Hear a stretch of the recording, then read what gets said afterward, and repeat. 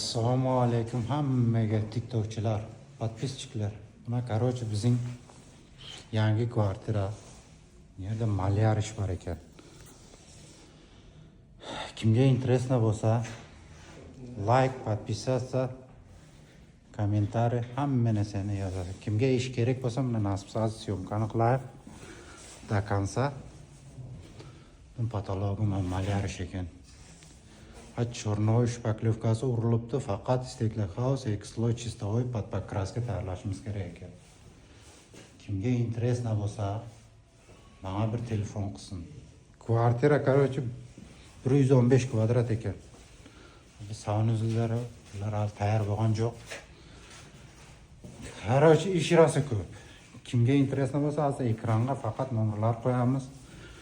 Like, podpisatsiya. Kimga nima kerak?